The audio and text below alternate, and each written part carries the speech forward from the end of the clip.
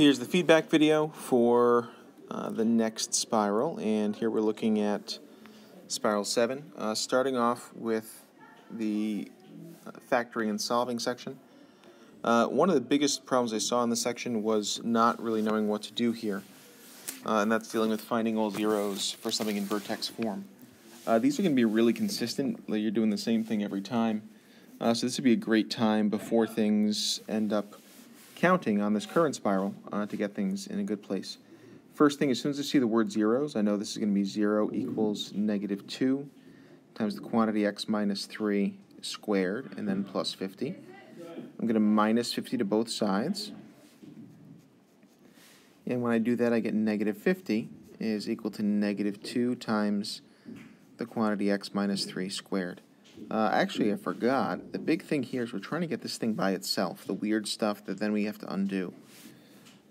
So when I go to divide by negative 2, we end up getting 25 is equal to the quantity x minus 3 squared. We know at this point we've got to take the square root of both sides. That's going to net me two equations. 5 is equal to x minus 3, and negative 5 is equal to x minus 3. Solving both of those, I get x is equal to 8 and x is equal to negative 2. Continuing onward, let's look at number 9. Here we have something that's set up that looks like it might be factorable. So my first goal here is going to be to try factoring.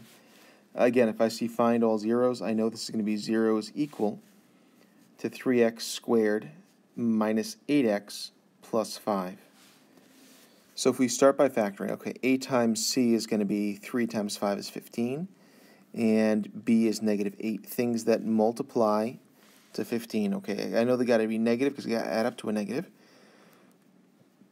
Negative 1 and negative 15. Nope, that gets me negative 16. Maybe negative 2. No, that doesn't work. Negative 3 and negative 5. That gets me negative 8. Second try.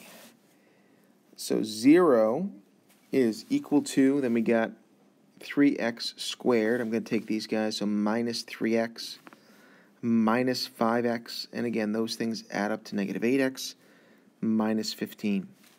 We're going to factor by grouping. The first two have a 3x in common, and I'm left with an x and a minus 1. The second two I can take out a minus 5, and when I do that, I get an x and a minus 1. No, I don't. I get x and a minus 3. So let me take a look at what went funny here, because those are not the same thing. And that's because I can't write, and this is actually a plus 5, not a minus 15, based on what we see here. So that's actually going to be minus 1, and that makes me feel a heck of a lot better. Okay, so I've got 0 is equal to, the parentheses come out front, so we've got x minus 1. And then we've got leftovers of 3x and minus 5. At this point, my factoring is complete. I'm going to my last step. I've got two things that multiply to get 0. That means that either x minus 1 is equal to 0 or 3x minus 5 is equal to 0. I'm just looking at the parentheses and making each of those equal to 0. That tells me that x equals 1 and that x is equal to 5 over 3 if I add 5 and then divide by 3. The next place we had some trouble was not seeing where problem 10 was going. So n of x in factored form, we're going to do the exact same thing we did for number 9. And I'm going to start by writing my a times c, which is 24. b is going to be 10. That's going to give me a 6 and a 4 in order to get there. So x squared plus 6x plus 4x plus 24.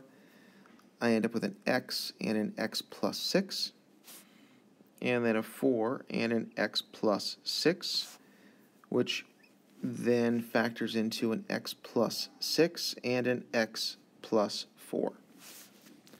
That's my final answer for part A. To identify all zeros, we set this equal to 0, just like we did up above.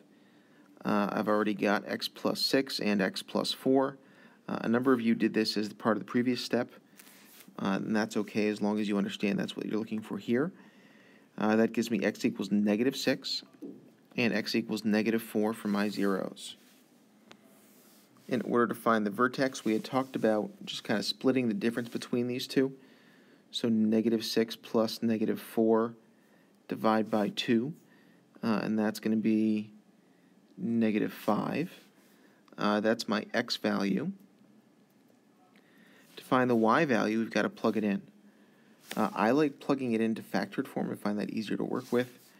So if we've got -5 plus 6 and -5 plus 4, that's going to be +1 and then -1, which multiplies to get -1 as a value. The vertex would be at -5, -1. The y-intercept, I find it easier to work from the original form.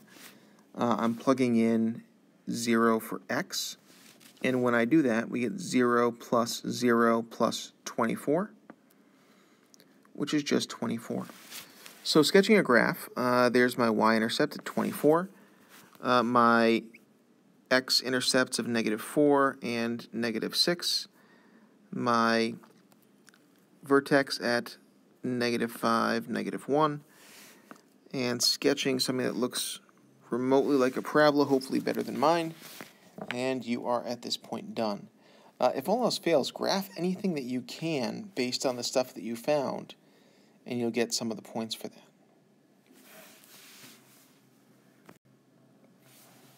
The new section looking at quadratic formula and complex numbers. There were a couple things that I saw happening a lot here that I want to talk about. The first is dealing with the part A for this problem, which is asking how many real zeros you might expect to find. This is just looking at the discriminant, so b squared minus 4ac. And one of the things we talked about in class is that if b squared minus 4ac is positive, we get 2 zeros. If b squared minus 4ac is equal to 0, that means that the whole second part of this cancels out, and you have 1 0. And if b squared minus 4ac was less than 0, the thing inside the square root is going to be negative, therefore we have only imaginary zeros, so we have no real zeros. So it's 0 zeros. That's a weird thing to say. So for this problem, we've got a is equal to 2, b equals 6, and c equals -3. So in looking here, b squared is going to be 6 squared minus 4 times 2 times -3. Please be careful not to lose that negative. That's the second most common thing I saw going on here, besides not knowing what to do. So we got 36, and then we've got minus 4 times 2 is -8, times -3 is plus 24, which is 60. Because that's positive, we're going to have 2 zeros. That's all this first part is asking you to do. I apologize for any of you that I spelled 0 wrong on your page. I tend to do zeros with an E instead of zeros without an E. So to actually find the zeros for the function, we're going to actually use the quadratic formula. So we said that A was 2, B is 6, and C is -3. So we're looking at x is equal to -6 over 2 times 2, plus or minus the square root of, that's going to be 6 squared, minus 4 times 2 times -3. Hey, we already calculated that. That's kind of nice. Over 2 times 2. I'd be okay if you left this as -6 over 4, plus or minus the square root of 60, also over 4. That would be enough to get you full credit for the answer. If you wanted to go further, you could reduce both of those by reducing that square root, but we're not going to go there. For the complex number section, first off, we've got the square root of -49. I need to rewrite this as the square root of 49 multiplied by the square root of -1. The -1 part is I. Generally, people did okay recognizing that, but didn't know what to do with the other part. And the square root of 49 would be 7. Your final answer would be 7i. For number 13, the biggest issue was not seeing that this was plus and not times. Therefore, we're just doing 2 plus 1 is equal to 3, and 6i plus negative 7i, which is negative 1i. The final answer for this would be 3 minus 1i. For number 14, you've got to do some distribution here. This is multiplication. We get 20i, and then 4 times negative 2 is negative 8. I times I is I squared. We know that I squared is negative 1. Negative 1 times negative 8 is plus 8. And 20i plus 8 would be the answer. I'd ask you to write this in a more standard form, which would be 8 plus 20i, but if you didn't, that's okay.